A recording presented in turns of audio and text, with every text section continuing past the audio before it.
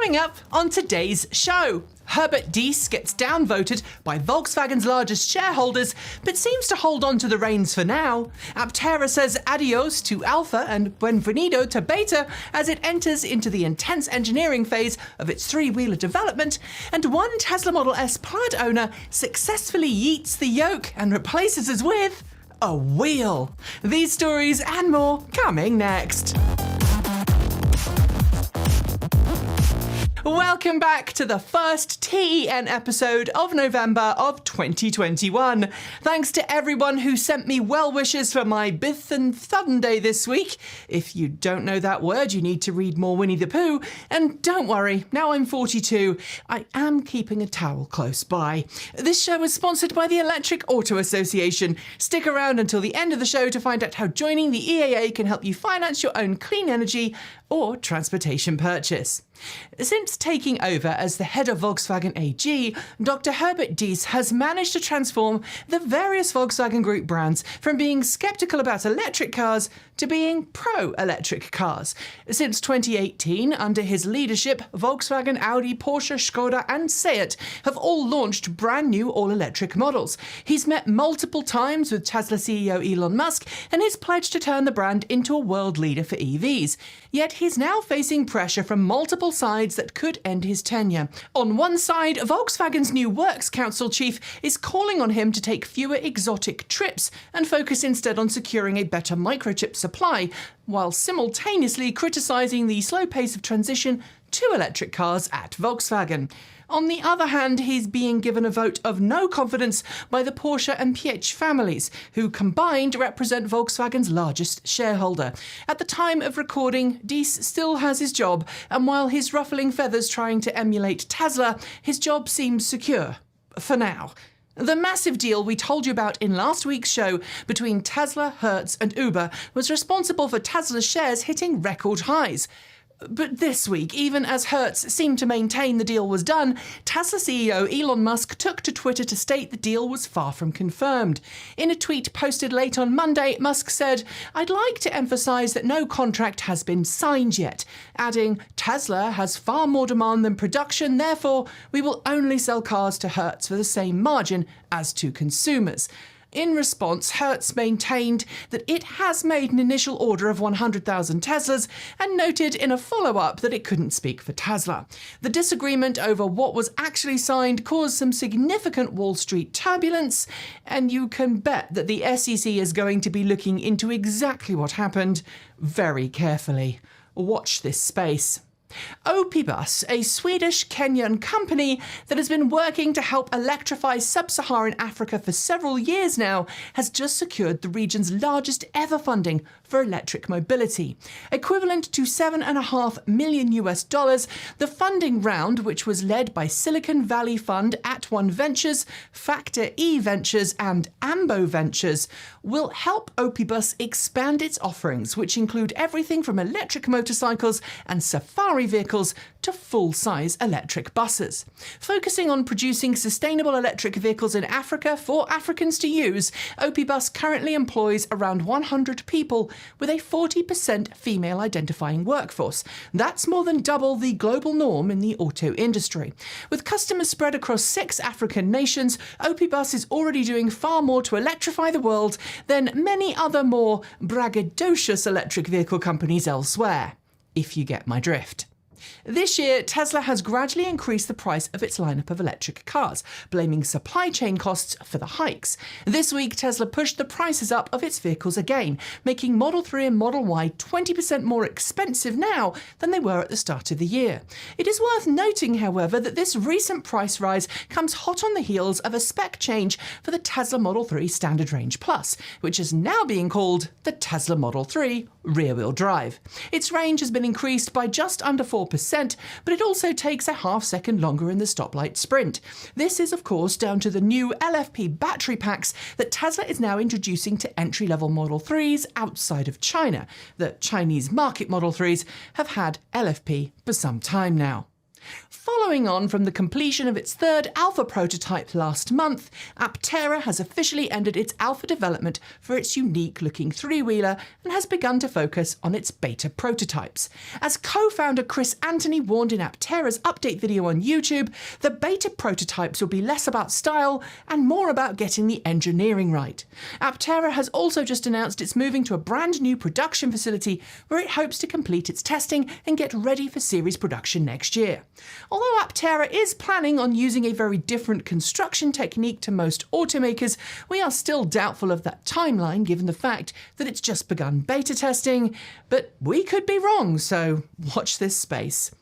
As we detailed in last week's show, it was SEMA last week in Las Vegas, and that meant a lot of custom cars from both third-party companies and automakers were in attendance. On Ford's stand this year was a trio of custom Mustang Mach-Es, but the vehicle which caught everyone's attention was this truck, an all-electric F100 called the Ford F100 Eluminator concept. It's been sensitively restored as a classic resto hot mod, but instead of the usual powertrain options, features Ford's Performance Parts new crate motor, otherwise known as the Ford Eluminator crate motor. Essentially identical to one of the motors found in the Ford Mustang Mach-E GT Performance, the crate motor kit is capable of bolting into any retro Ford hot rod, pushing upwards of 480 horsepower and 634 pound-feet of torque. That's 353 kilowatts and 860 newton meters.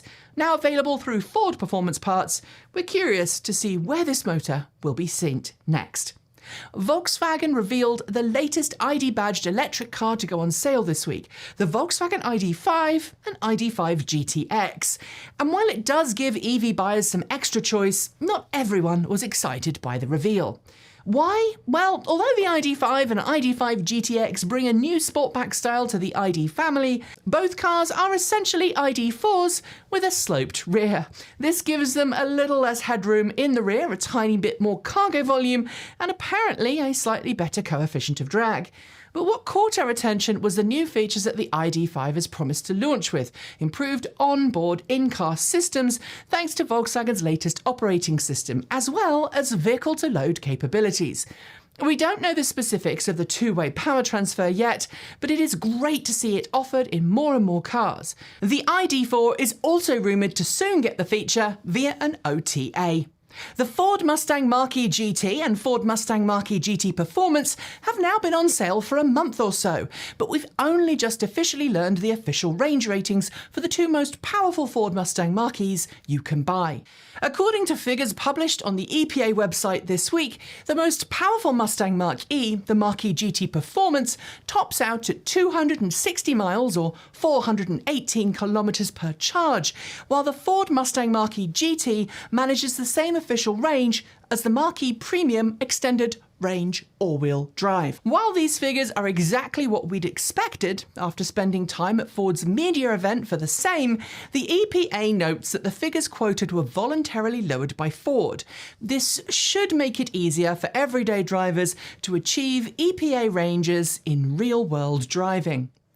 Indian scooter company Ola has been in the news a lot lately, partly because of its record-breaking sales at launch, and partly because of the impressive capital it raised off back of initial demand. Producing a stylish, fast, affordable electric scooter was only part of Ola's plan, though. It also promised to build out a massive network of Ola Hyperchargers, essentially places where scooter owners could easily and quickly recharge their scooters. And just like Tesla did with its supercharger network, so too is Ola following through on its plan. This week we got word that the company has officially started to build and turn on those stations.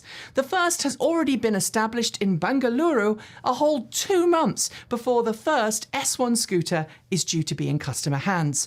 It's great to see Ola follow Tesla's business model where charging is concerned. And now it's time for short shorts. Well, it nearly is. First, I want to tell you about our sponsor today, you. We have just officially hired a new video editor who will start with the channel in December, and that means they need a salary because apparently people need to eat. So if you would like our video editor to be able to deal with affording food, stick around until the end and I'll tell you how you can become a Patreon supporter and a sponsor of the show. Korean autonomous vehicle startup Storedot has managed to secure an eye-watering $88.5 million of Series A funding to accelerate its growth. Its goal? To offer autonomous transportation as a service, or robotaxis. Tesla has quietly introduced a new second-generation home charging station to its online store. It's capable of 10 kilowatts power transfer, but where it differs is that it comes with a J1772 charge connector instead of Tesla's proprietary one.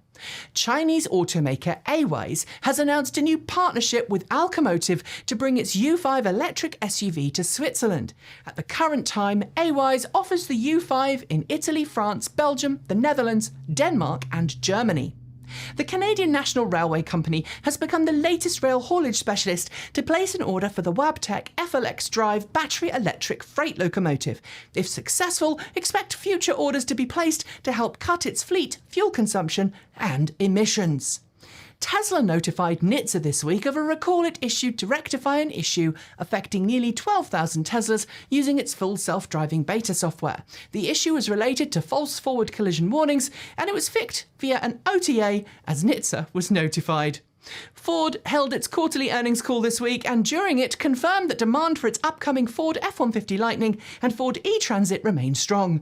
Pre-orders for the F150 Lightning now sit at 160,000 and the e-Transit is sold out.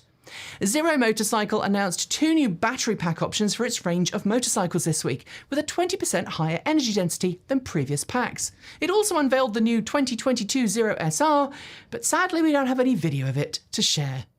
Storedot has announced it has secured a battery patent for a system that it says will provide consistent driving range for all electric vehicles as they age. There are few details, but it claims it could put an end to age-related range loss in EVs. Like the Tesla Model 3 and Y, the Tesla Model X got an upgrade this week, complete with a more energy-dense battery and more powerful motors. The overall battery capacity has dropped slightly and voltage has increased, but overall range remains almost identical. Following in the tyre tracks of Tesla, Chinese company XPeng has begun public beta testing of a new system designed to prevent its customers from abusing its assisted driving features. It will score drivers based on their safety, just like FSD beta. Fisker and Cattle have announced a new agreement that will see Cattle supply Fisker with, quote, over 5 gigawatt-hours of annual battery capacity for use in the series production OCEAN SUV. Fisker says production will start later this month. Tesla has officially opened up 10 supercharger sites in the Netherlands to non-Tesla drivers. To gain access to the stations, you'll need to download Tesla's app and create an account, and unlike Tesla's native car support, you will have to authenticate first. As a Lucid Air Dream Editions rollout to customers in North America, Peter Rawlinson, CEO of Lucid, gave an interview to the IEEE this week. In addition to discussing Tesla's 4680 cells and not being very impressed, he discussed a future where EV businesses would mean that batteries will be smaller, not larger in capacity. The Orin production facility where the Chevrolet Bolt EV and Bolt EUV are made reopened this week, with cars rolling off the production line for the first time in months. However, the plant will close again in just 2 weeks as GM struggles to produce enough batteries for the Bolt EV recall.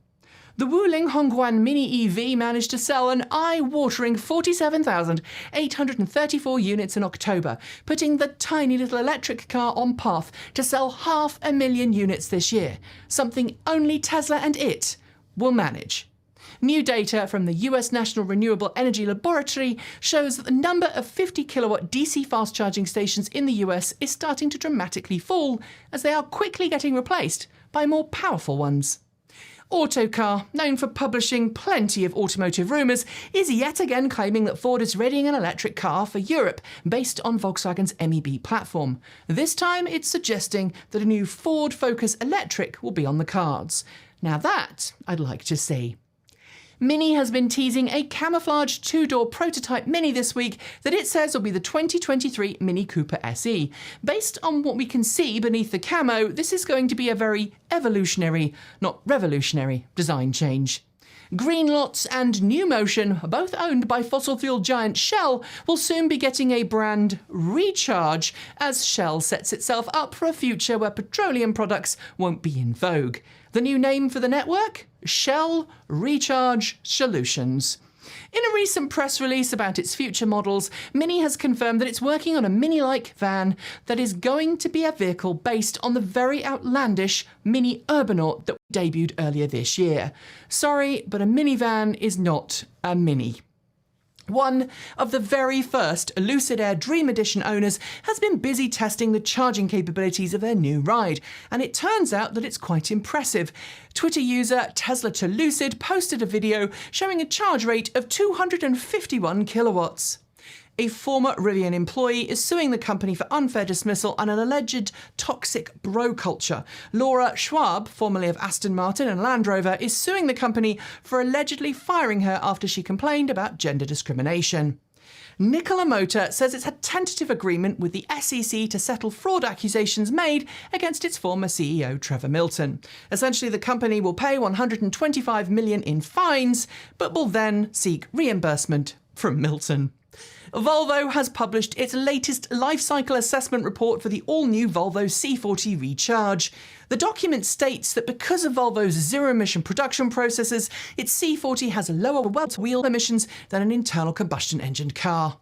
Byton, the company that was once the flashy darling of the startup world, and some YouTube channels, looks like it's about to be put out of its misery. After missing payments, it's being forced to begin the bankruptcy procedure in court. Meanwhile, another company that we would all thought would die by now, Faraday Future, got some limelight this week as Munro & Associates poured over a prototype FF91 at its headquarters in California. We are still waiting for actual series production dates, though. The US infrastructure bill got a slight tweak this week on its way through Congress when the proposed maximum MSRP limit for eligibility was raised to $80,000, although the maximum income requirements were dropped to $250,000 from $400,000. Whoa, it's me from the future to let you know that the infrastructure bill actually passed shortly after we recorded the show, but before we'd actually finished editing it. Yes, it is nearly midnight here. I work late on a Friday evening, so you can get the show. There's $7.5 billion allocated for EVs. There's $7.5 billion allocated for electric buses and other low-emission transportation. And there may also be some discretionary spending in there as well that gives more money to low and zero emission vehicles. Don't worry, we will be making a video on it very soon. Back to me from the past. Hyundai is teasing its next all-electric model, the 2024 Hyundai IONIQ 7 SUV. Ahead of the car's official launch, the automaker has announced it will debut a concept car previewing the same, called the 7 EV, at the LA Auto Show. Having long worked on improving both dynamic and static wireless charging for electric vehicles, the Oak Ridge National Laboratory has showcased a new ultra-fast system capable of wirelessly charging a Porsche Taycan to 80% in just 10 minutes. Late last week, Toyota finally unveiled its first electric car for years, the Toyota BZ4X. Aside from the weird name, it does have some nice features, including a solar roof and bidirectional charging. Oh, and a steering yoke. What have you wrought, Tesla? Leon LC, a startup based in Colorado that specializes in silicon-based battery anodes, has now been officially acquired by Tesla. The acquisition will help Tesla in its goal to produce more energy-dense and more affordable batteries.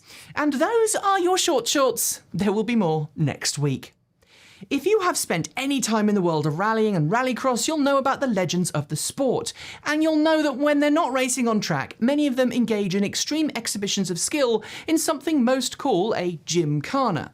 This week, Vaughn Gittin Jr. posted his latest, a trip around the Faroe Islands with plenty of tyre squealing and smoke peeling amidst a beautiful landscape. But rather than driving a noisy gasoline car, he was at the wheel of the one-off Ford Mustang Mach-E 1400, the monster 7-motor drift car built around the Mustang Mach-E. The video shows off Gittin Jr.'s skills very nicely, but there's also some very weird stuff that is, while entertaining, likely to make you wonder if someone snuck something narcotic into your tea. At least, that is how I interpreted the whole sweater thing. Watch it, I'll link below to know what I'm talking about. And finally, ever since the Tesla Model S Plaid launched, there's been an ongoing discussion online about the car's unusual control method, the infamous yoke. And while many Model S Plaid owners seem just fine with it, there's been plenty of criticism online, much of it from hardened automotive journalists and racing enthusiasts who prefer to have an entire steering wheel to use when executing tight turns on a track. But one Tesla owner by the name of Ryan Huber appears to have solved the problem, replacing the steering yoke on his Model S Plaid with a regular old steering wheel. It looks like it's from a Model 3 or Model Y. In a video online in which Also Sprach Zarathustra plays, that's the theme from 2001: A Space Odyssey, we see the steering wheel operate like, well, a steering wheel. At least I now know that if you want to yeet the yoke, you can. And on that note, we are done for the day. But before I go, I would like to thank the Electric Auto Association for sponsoring today's show. They have been advocating for electric vehicles since 1967, and they firmly believe that our future depends on us making the switch to clean, green electric cars today. The EAA can help you find someone near to you that can help you make your own switch to electric. It can help you become an EV educator, and it can point you in the direction of monthly meetups for like-minded EV fans. And if you become a member, you'll gain access to a new clean energy and EV loan program set up between the EAA and the Colorado Clean Energy Credit Union. You can find out more by heading to electricauto.org. If you haven't already, please consider subscribing to the channel and hitting that bell, both for this channel and Transport Evolved Take 2. Don't forget also to visit our swag store, and if you're feeling chatty, check out our Discord server. It is free, and the link is below. We are always welcoming of new Patreon supporters, or you can send us something through Ko-fi or Bitcoin. And don't forget, we're still trying to raise some pennies for that new video editor we've just hired. So if you can, I'd love you to help us out so we can keep employing him. The entire team is out next week on a top secret road trip, and so if we're not as easy to get a hold of as normal, you'll know why. And we're also going to have to get creative about next week's show. But you know, we will do our best. Until next time, thanks for joining me, and as always, keep evolving.